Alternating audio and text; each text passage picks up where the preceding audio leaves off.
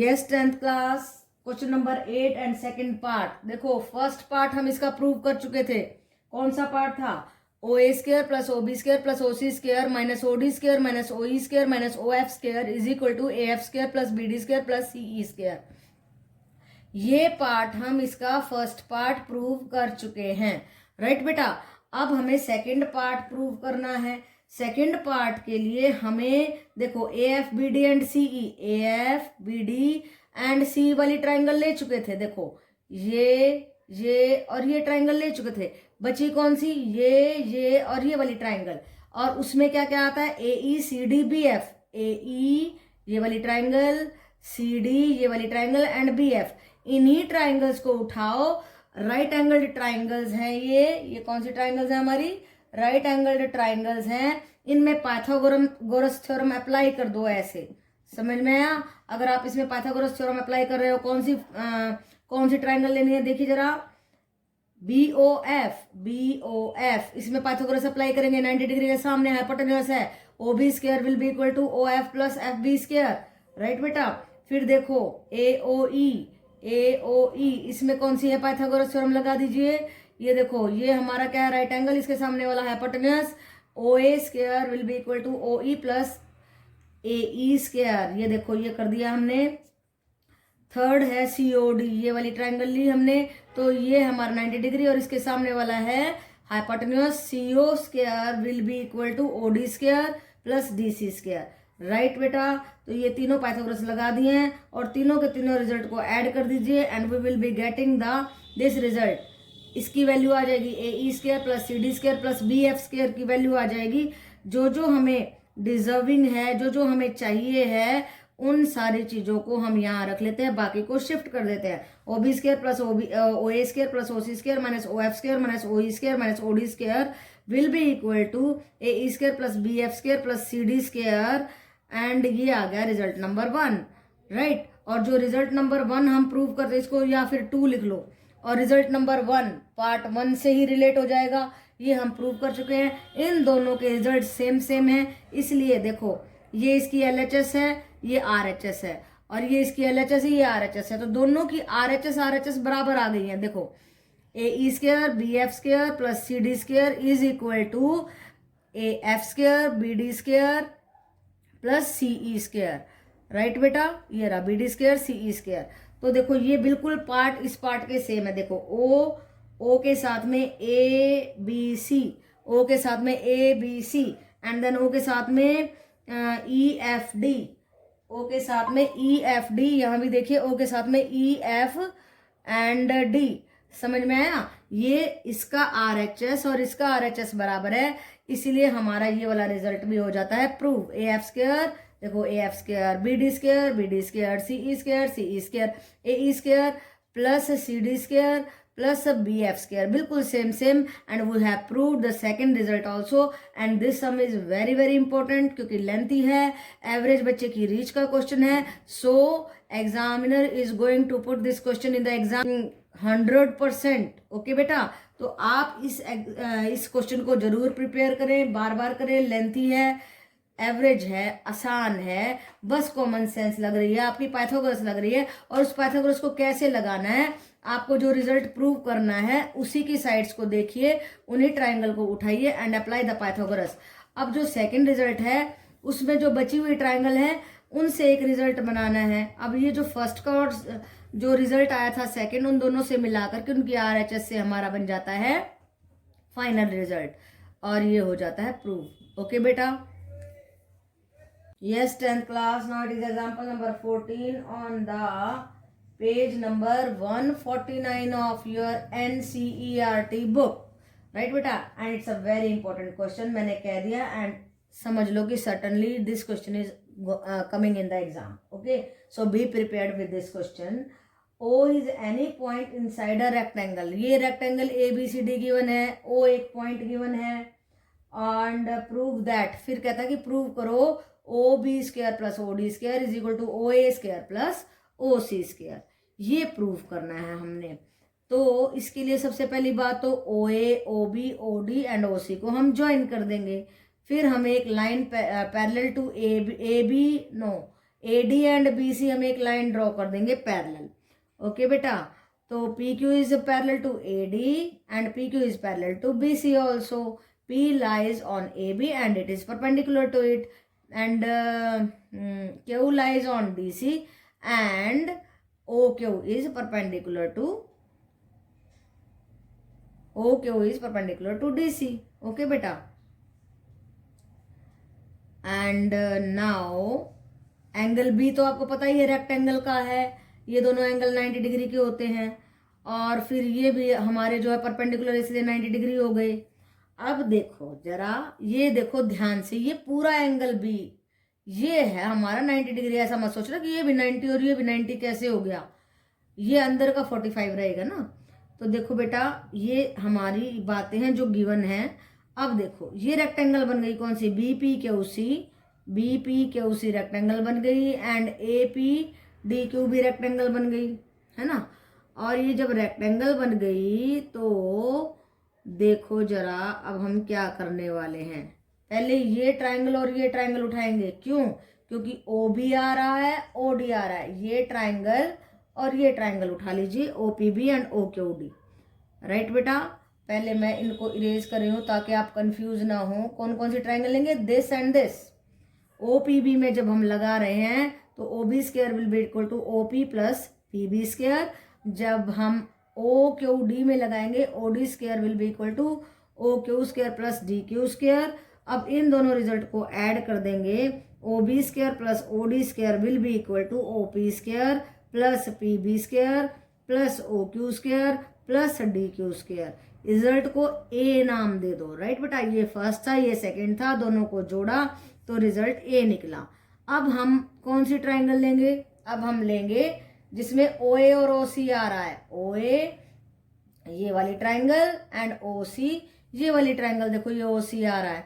अब कौन सी ट्रायंगल, OPA में क्या लेंगे, OA square will be equal to AP plus OP square, and then ODQ क्या आ जाएगा हमारा, ODQ ना, OQC ट्रायंगल में OC square will be equal to QC square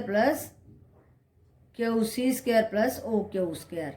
right बेटा, अब क्या करेंगे, रिजल्ट नंबर 3 एंड 4 को दोनों को मिला देंगे, then we will get OA square plus OC square will be equal to OP square plus AP square, OP square plus AP square, OQ square plus QC square. ठीक है, ये result आ गया हमारा ये वाला। अब देखो इसी रिजल्ट को हम मॉडिफाई करेंगे, कैसे करेंगे, देखो BP CQ के बराबर है, कहाँ है BP, देखो ये BP इस CQ के बराबर, क्योंकि ये दोनों लाइनें पैरेलल है ना। ऐसे ही DQ AP के बराबर है, DQ AP के बराबर है, क्योंकि ये दोनों लाइनें पैरेलल है, इसलिए this is equal to this and this is equal to this. यही चीज हम इसमें डाल के इसको मॉडिफाई करने वाले हैं, इस वाले रिजल्ट को। कैसे, BP की जगह पे लिख देंगे हम CQ, यानी कि CQ की जगह पे लिख दिया BP एंड AP की जगह पे DQ लिख दिया, बाकी वैसे ही छोड़ दिया। अब इस रिजल्ट को चेक करो, ये क्या हो रहा है, यहाँ पे OP square OP square, BP square BP square, OQ square OQ square and DQ square DQ square. इसका मतलब क्या हुआ, result number A and result number B both are same, इन दोनों का रिजल्ट सेम है, इनकी RHS सेम है, इसलिए इनकी ये LHS दोनों सेम होंगी, हैंस प्रूव्ड। हो गया ना, कितने आराम से क्वेश्चन हो गया, कुछ भी नहीं था।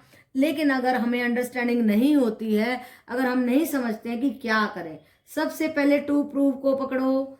देखो OB square OD square, OB and OD वाली ट्रायंगल को उठा लो, इनमें से चलना होता है बेटा हमें समझ के। ये थोड़ी हमें सपना थोड़ी ना आएगा कि हम क्या करें कैसे करें। बच्चे कंफ्यूज ही इसलिए होते हैं क्योंकि उनके मालूम नहीं होता कि हमें सिस्टमेटिकली कैसे चलना है। पहले टू प्रूव को देखिए, OB एंड OD, देखो ये OB एंड OD, इन्हीं ट्रायंगल को उठा लो। फिर OA and OC, OA and OC, इन दोनों ट्रायंगल को उठा लो, उन दोनों को रिजल्ट को मर्ज करके एक रिजल्ट बनाओ, इन दोनों को इकट्ठा करके एक रिजल्ट बनाओ। अब हमें क्योंकि ये रिजल्ट इस रिजल्ट के बराबर प्रूव करना है, इसलिए हम क्या करेंगे, इस रिजल्ट को मॉडिफाई करेंगे और उसमें वो चीज यूज करेंगे जो हमें गिवन है। क्या गिवन है, बीपी सी क्यू के बराबर, बीपी सी क्यू, ये कॉमन सेंस है कि भाई ये पैरेलल थी इसलिए डिस्टेंस बराबर होगी, ये भी इसके पैरेलल है इसलिए डिस्टेंस इसके बराबर होगी। उनको कन्वर्ट कर दिया, उस ऐसा करते ही इसकी आरएचएस और इसकी आरएचएस बराबर आ गई। जब आरएचएस बराबर है तो इन दोनों की एलएचएस बराबर आ गई, राइट बेटा। क्योंकि अगर हम लिखते हैं y equal to 3, x equal to 3, then x equal to y होता है। यही बात हमने अपने इन दोनों रिजल्ट में की है। ओके बेटा, सो ये क्वेश्चन जो है थोड़ा सा समझ के करने का क्वेश्चन है, इसीलिए बहुत इंपॉर्टेंट क्वेश्चन है। अदरवाइज कुछ भी नहीं है इसमें, बस हमने यही लगाई है पाइथागोरस थ्योरम, राइट बेटा। तो यहाँ पे हम लिख भी देते हैं कि अप्लाइंग पाइथागोरस थ्योरम। जब भी आप पाइथागोरस लगाते हो तो उस पर लिख दो अप्लाइंग पाइथागोरस, राइट बेटा। उससे क्या होता है, एग्जामिनर को पता चल जाता है कि ये क्या लगा रखा है स्टूडेंट ने, और उसके अंदर चीटिंग करके उसने लगाया है पेपर में या खुद किया है। तो एग्जामिनर की आंखें 1 मिनट में देख लेते हैं कि आपने जो है कहीं चीटिंग की है, तो आप कोई ना कोई गलती कर देते हो। लेकिन अगर आप अपने माइंड से करते हो तो आप हर चीज का रीजन लिखते हो बेटा, कि ये मैंने ऐसे किया, ये ऐसे किया, और एग्जामिनर को मालूम पड़ जाता है कि बच्चा कितना शार्प है। और अगर कहीं थोड़ी सी मिस्टेक भी हो जाती है तो एग्जामिनर को मालूम है कि कितना अच्छे तरीके से किया हुआ, हो सकता है ये थोड़ा सा गलती से रह गया होगा, तो वो उसको कई बार इग्नोर भी कर देता है उस गलती को, राइट बेटा। तो बड़े सिस्टमेटिकली ध्यान से अच्छे से आपको क्वेश्चंस को करना होता है पेपर में भी, और आप यहाँ पे प्रैक्टिस करोगे तो पेपर में अपने आप कॉन्फिडेंटली हो जाएगा और आपका टाइम भी बचेगा। अगर आप कॉन्फिडेंट है तो बहुत फास्ट पेपर करोगे और कॉन्फिडेंटली हो जाएगा, आराम से हो जाएगा। लेकिन अगर आपने प्रैक्टिस नहीं की है तो आप एक ही क्वेश्चन में अटक जाओगे, पेपर ही नहीं हो पाएगा। इसलिए बिल्कुल ध्यान से करो, कॉन्फिडेंटली करो, बार बार प्रैक्टिस करो। ओके बेटा। 10th class, now it's an important question. It's an important question, very important question. Question number 14 on the page number 151 of your book, NCERT book. क्या है स्टेटमेंट देखिए, the perpendicular from A to the side BC, ये triangle है ABC, A से लेके D पर perpendicular on the BC, intersect BC at D। इस D को इस तरीके से काट रहा है that BD is 3 times CD, ये गिवन है, इसका हम फायदा उठाने वाले हैं। तो हमें प्रूफ क्या करना है, 2AB square is equal to 2AC स्क्वायर प्लस BC स्क्वायर, ये प्रूव करना है। हमेशा गिवन का फायदा उठाओ और प्रूफ पे, उसको जो 2 प्रूव करना है उस पे पहुंच जाओ। आप देखो BD is equal to 3CD के बराबर दिया है, और BC जो है हमारा, हमें पता है BD प्लस DC के बराबर है। अब इस BD की वैल्यू 3CD हमने इसमें रख दी, तो BC बन गया हमारा यहाँ पे 3CD प्लस CD 4CD, और यहाँ से CD की वैल्यू आ गई 1/4 BC। तो थोड़ा सा गोल गोल घूम रहे हो ना, ध्यान से समझो, दोबारा से समझो। देखो पहली बात गिवन लिख लो, दूसरी बात ये जो हमें दिखाई दे रहा है उसको लिख लो कि BC क्या है, BC है BD plus DC, BD plus DC। अब आप क्या करेंगे, BD की जगह पे आप 3CD रख देंगे, BC आ जाएगा 4CD के बराबर, BC आ जाएगा 4CD के बराबर, और CD आ जाएगा हमारा हाफ BC ना 1/4 BC के बराबर, राइट बेटा। तो एक तो ये रिजल्ट है जिसका हम फायदा उठाने वाले हैं, और जब हम इस CD की वैल्यू इसमें रख देंगे तो BD आ जाएगा 3 × 1/4 BC, 3/4 BC के बराबर। एक इस रिजल्ट का फायदा उठाने वाले हैं, आगे काम आएगा। अब देखो दूसरी बात, हमारे 2 प्रूफ में चले जाओ और ध्यान से देखो क्या क्या है, AB स्क्वायर है और AC स्क्वायर, AB स्क्वायर है AC स्क्वायर है। ये इन दोनों पे अब लगा दो पाइथागोरस, इन दोनों ट्राइंगल्स पे, इस ट्राइंगल पे, इस ट्राइंगल पे। ABD ट्राइंगल जब हम ले रहे हैं तो AB square will be equal to BD square plus AD square, and ACD triangle जब हम ले रहे हैं तो AC square will be equal to AD square plus DC square. अब देखो AD इसमें भी है और इसमें भी है, AD की कीमत निकालो दोनों जगह से। यहाँ से AD निकाला AB square minus BD square, यहाँ से AD निकाला AC square minus DC square. तो देखो एक AD यहाँ से आया, एक AD यहाँ से आया, इन दोनों को इक्वल पुट कर देंगे। AB square minus BD square is equal to AC square minus DC square. ये एक कंबाइंड रिजल्ट बन गया। अब देखो हमें क्या करना है। अब हमें AB और AC और BC, AB AC BC तो है ही नहीं, AB और AC को इधर ले आओ, बाकी को उधर ले जाओ, और इसको अब इस रिजल्ट को मॉडिफाई करना है हमें। BD की वैल्यू यहाँ से लगाओ 3/4 BC, CD की वैल्यू यहाँ से लगाओ 1/4 BC, दोनों का स्क्वायर है इसलिए 9/16 BC स्क्वायर, 1/16 BC स्क्वायर।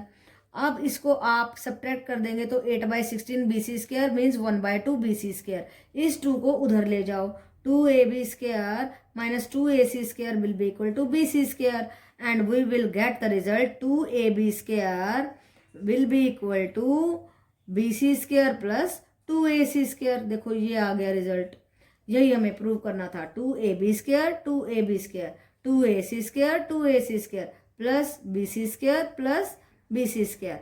तो ये देखो बेटा हमने प्रूव कर दिया बड़ी आराम से। तो इस क्वेश्चन में इम्पोर्टेंट चीज़ क्या है? पहली बात तो जो गिवन है उसका इस्तेमाल करना इम्पोर्टेंट है। फिर ये समझना कि आप इसको ब्रेकअप करके इस तरीके से लिखें। फिर आपको अब हमें पता थोड़ी ना कि हम क्या क्या रिजल्ट में यूज़ करने वाले हैं, लेकिन आपको सिस्टमेटिकली चलना होगा। यहाँ पे इसको जब हम तोड़ देंगे, इसका इस्तेमाल करके BC की वैल्यू हमने निकाल ली, फिर इस BC की वैल्यू जो है आ गई, वहाँ से CD की वैल्यू निकाली, CD की वैल्यू यहाँ रखी तो वो भी BC में गया और DB भी BC में भेज दिया हमने।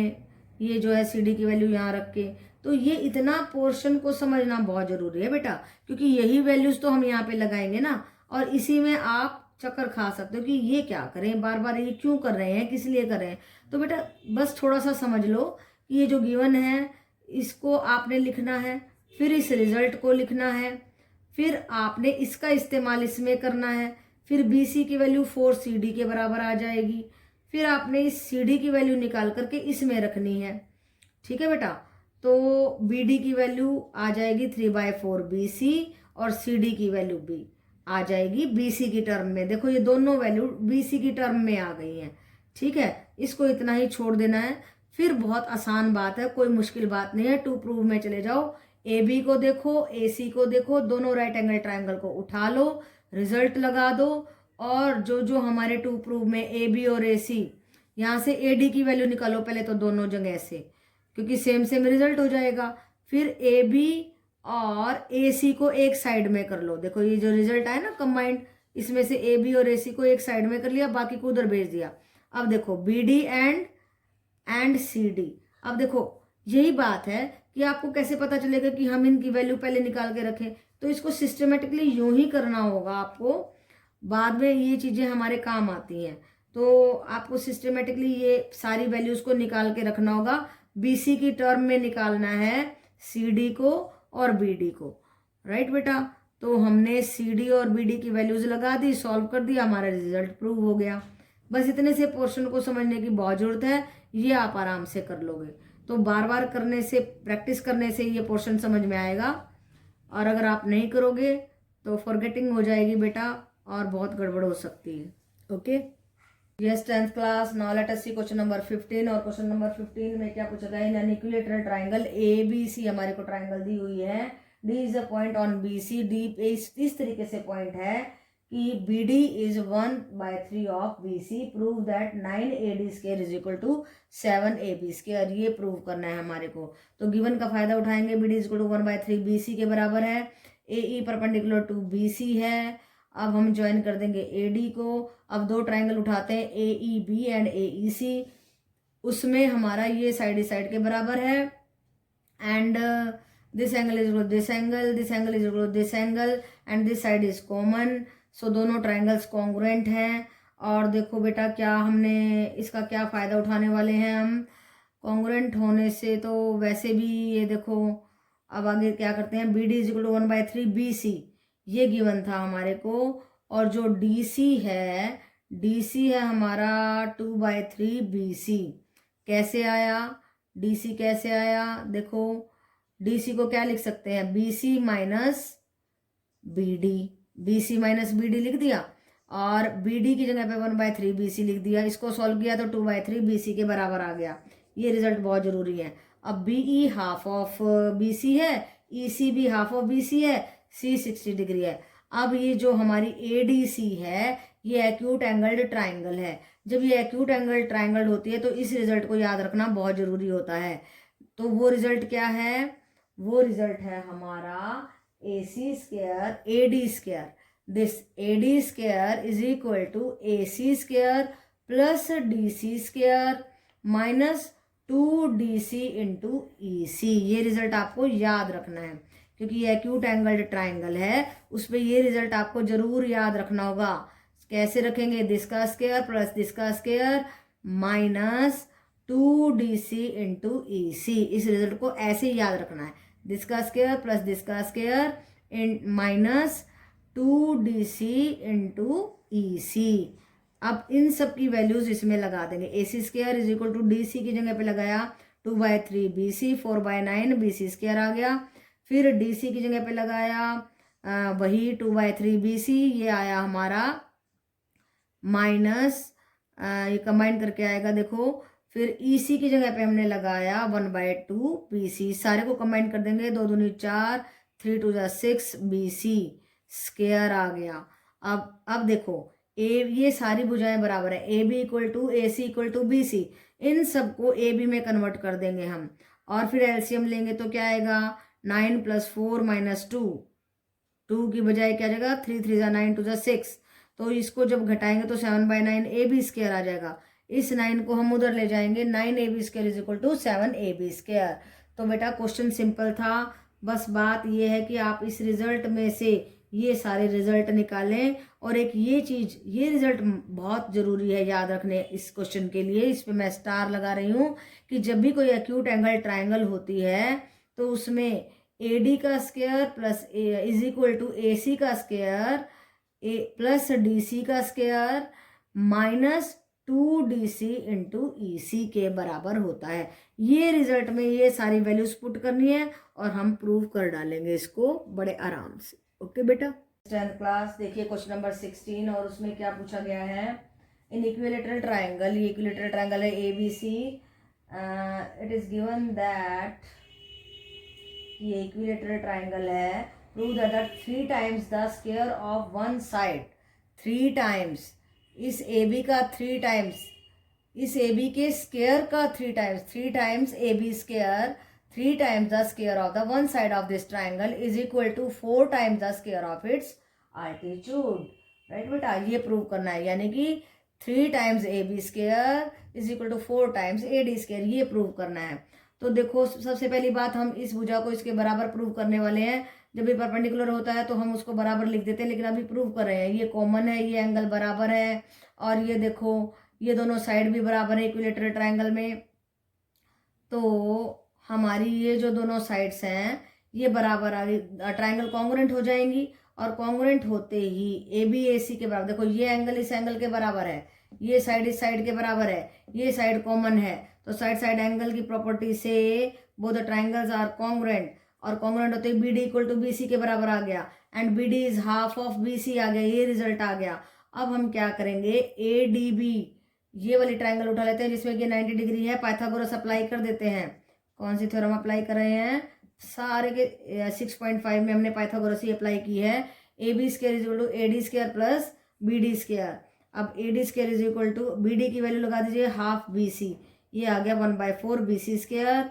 और क्योंकि BC हमारी BC AB के बराबर है, हमने AB ही रख दिया इसको क्योंकि हमें अपने रिजल्ट पे पहुंचना ना, इस वाले रिजल्ट पे, उसमें AB और AD है तो इसको भी हम AB में ले गए 1/4 AB स्क्वायर, और AB स्क्वायर माइनस इसको उधर ले गए 1/4 AB square is equal to AD square.